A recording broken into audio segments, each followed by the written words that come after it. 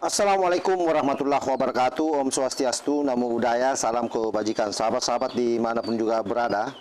Akhirnya topeng itu jatuh juga sahabat, bukan oleh Jokowi, bukan oleh strategi Solo, tapi oleh mulut mereka sendiri. Di depan publik di ruang debat, Andi Azwan dan Farhad Abbas membongkar satu fakta yang selama ini ditutup rapat. Ada pihak yang meminta restoratif justice, tapi sambil meminta uang. Iya, uang ya. Jadi bukan air zam-zam, bukan doa malam, tapi uang sahabat. Dan begitu fakta ini keluar, apa yang terjadi? Dua pendekar teori konspirasi, yakni Hosinuddin dan Ghafur, langsung kelonjotan di depan publik dan seolah tidak ada hal yang dia bisa sampaikan kecuali kembali menuding bahwa segala sesuatu yang terjadi dalam perpecahan mereka itu karena ulah Pak Jokowi. Nah, seperti apa videonya? Ini coba kita cek secara bersama-sama.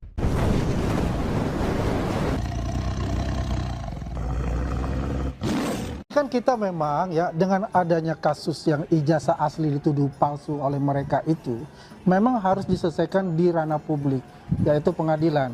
Biar tidak ada lagi yang nanti ya yang di belakang-belakang itu melakukan hal yang sama gitu, jadi jurisprudensi lagi.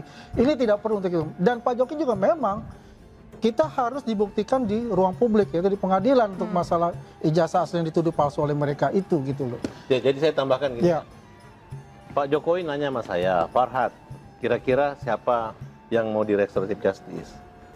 Nah, katanya Dokter T mau katanya. Ini ceritanya ya. Terus Dokter T maksudnya dokter ya, Tifa? saya nggak sebut namanya gitu, nanti nggak bisa tidur. Kemudian nanti ribut lagi mereka dikira adu domba. Kemudian kalau saya bilang, kalau mau di restoratif justice, yaitu Dokter R. Rismon lah gitu. Kenapa Rismon di RY gitu? Karena Rismon ini banyak sekali kesalahannya. Sebentar, itu kemauan Pak Jokowi? Enggak, saya kan ditanya. Oh, abang yang jawab? Kalau saya lebih setuju Rismon di restoran RJ. Okay. Kenapa? Karena Rismon ini banyak kesalahannya lah. Dikit lagi tersangka dalam kasus menyangkut pemalsuan, penipuan, dan terkait dengan kampusnya dia. Itu sudah ditemukan. Tinggal nunggu waktunya aja. Kenapa kamu kasihan ya? Bagi saya, ini saya kuliahin dikit, restoratif justice itu juga suatu proses, ada penghukuman, walaupun pemulihan. Jadi sebenarnya kalau mereka tidak memanfaatkan meniru Egy Sujana, mereka rugi sendiri. Kalau pengacara enak aja besok mati, saya katakan, kalau ini kasus selesai, Bang Andi Azwan nggak masuk TV lagi, kalian nggak masuk TV lagi dalam perkara ini. Okay. Tapi apakah kita ingin bangsa negeri ini seperti ini? Nah, kemudian Pak ajudannya Pak Jokowi mengatakan, Pak Presiden, kalau cuma satu orang itu nggak bisa, harus dimaafkan semua. Nah, sehingga para relawan dan keluarganya Pak Jokowi berpikir, kalau ini perkara henti semua, besok-besok orang ngejek lagi. Kapan dia bisa melihatkan atau forum yang mana mereka bisa menampakkan menunjukkan ijazah ini? Oke, terus respon Pak Jokowi seperti apa, Bang? Ya, saya katakan ada beberapa orang mau RJ Pak, tapi mau minta uang. Laki-laki di kelas 2, R, ada. Kemudian Anda perempuan, yakin itu, Bang? ada yakin. Ada buktinya? Ada rekaman pembicaraan semua lengkap. Oke. Bahkan Pak Jokowi bilang, loh, kan yang tersangka bukan saya. Iya dong. Nah, kemudian saya bercerita, ketika saya mengalami kasus begini dan damai, ujung-ujungnya uang. Dalam Islam pun kalau ada kisos meninggal nyawa dibalas nyawa, kalau damai pasti pembayaran diat, selesai. Nah, inilah kenapa ada KUHP, ada restoratif justice. Makanya kok pengacara-pengacara di sebelah menganggap restoratif justice ini mereka kalah. Menurut saya kalau memang benar itu mereka menang, selesai cepat, nggak perlu lama-lama. Pastikan tidak ada penjara dalam restoratif justice. Oke. Masalah pembenaran kalian bisa juga pada saat kita bertemu. Baik, berarti kita tadi Anda melihatkan katakan ijazah ada dua tersebut. orang yang...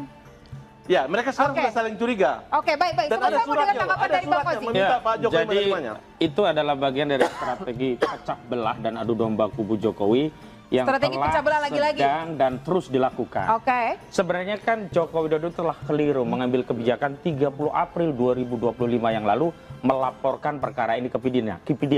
Sebenarnya kalau dia cukup ya merespon biasa, hanya membentengi agar yang di Baris-Krim nggak jalan, selesai. Tetapi kesalahan paling fatal adalah ketika Joko Widodo membuat laporan. Hari ini kebingungan Joko Widodo. Kalau dia cabut, dia malu, nggak ada legitimasi. Interupsi. Kalau dia terus, dia akan dikuliti. Kenapa? Interupsi. Di persidangan Interupsi. itulah yang tidak bisa narasi itu hanya dengan pernyataan, tetapi harus dibuktikan dengan bukti. Dan hari ini yang dikirim Joko Widodo, entah Farhad Abbas, entah Andi Azwan, itu kan hanya narasi, bahkan narasi yang direpetisi. Dan kemudian mereka berharap rakyat itu menjadi yakin ijazah itu asli dengan pernyataan Andi Azwan, dengan pernyataan Farhad Abbas, dengan pernyataan jadi menurut relawan yang lain. Anda, jadi menurut Anda Pak Jokowi sebenarnya ini hari ini memainkan skenario opini? dia sedang bingung mau keluar dari masalah yang dia ciptakan sendiri itu seperti apa. Karena sebenarnya kalau 30 betul April itu, Bang tidak Adi. dilaporkan nggak ada Dia masalah. itu 1000% itu ada persepsi dia, ya, gambaran halusinasi dari dia, bukan dari kita. Posisi kita itu udah komplit, semua udah siap untuk tanding, untuk tarung di pengadilan. Kan masalahnya seperti itu. Adanya restoratif justice itu, itulah kita bilang. Sisi kemanusiaan seorang negarawan yang bernama Presiden ke-7 Indonesia, Joko Widodo, ya, atas permintaan dari seorang yang tersangka, yang tersangka tersebut dengan kondisi keadaan dari pribadinya yang membutuhkan pengobatan. Kita terima untuk itu. Ya. Kan selalu kan dinarasikan bahwasannya dia kejam, ya, dan sebagainya dan sebagainya.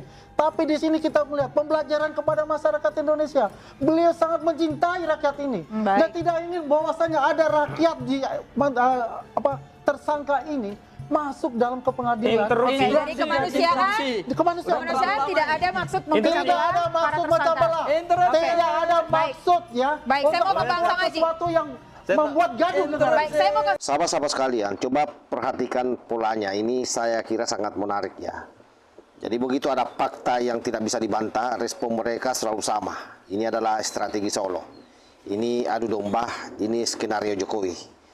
Yang menurut saya ini adalah merupakan narasi lama, kaset rusak diputar ulang sejak isu ijazah sampai sekarang. Padahal kalau kita tahu bahwa Farhad Abbas dengan sangat tenang dan sangat menusuk mengatakan satu hal penting, bahwa Bang Egy Sujana itu juga sudah lama merasa ditinggalkan oleh Roy CS. Apalagi memang kita tahu bahwa Kosinuding atau si Tompel itu sudah memecat dari dulu Bang Egy Sujana sebagai klaimnya. Jadi lagi-lagi di sini sangat jelas ya bahwa bukan berarti mereka ditinggalkan gara-gara Jokowi atau bukan dipecah oleh kelompok Solo, tapi retak dari dalam. Dan ini konsisten dengan fakta-fakta sebelumnya. Egy ambil jalur RJ, sebagian dapat SP3 sahabat. Roy CS tetap lanjut drama, panggung jalan, hasil nihil. Akhirnya apa yang terjadi, mereka hari ini betul-betul secara internal ribut, saling curiga, saling tuding. Artinya ini bukan perang ideologi, tapi ini adalah perang ego dan panggung. Dan ketika isu RJ tapi minta uang dibuka ke publik, itu juga menjelaskan semuanya. Kenapa banyak manuver aneh, kenapa narasi makin liar, kenapa Jokowi selalu dijadikan kambing hitam. Karena kalau fakta dibuka, maka panggung akan runtuh. Jadi mari kita luruskan dengan baik, bahwa kalau ada yang minta RJ sambil minta uang, itu bukan demokrasi, itu bukan perjuangan hukum, tapi itu transaksi berkedok moral. Dan hari ini publik melihat satu hal dengan sangat jelas, bahwa yang panik bukan Pak Jokowi, yang ribut bukan Solo, yang kelonjotan adalah mereka yang tak siap menghadapi fakta dari mulut kawan sendiri. Karena dalam politik dan hukum, kebohongan bisa ramai, tapi fakta selalu datang belakangan dan lebih memalukan. Wallahul muwaffiq ila aqwamit thariq. Wassalamualaikum warahmatullahi wabarakatuh.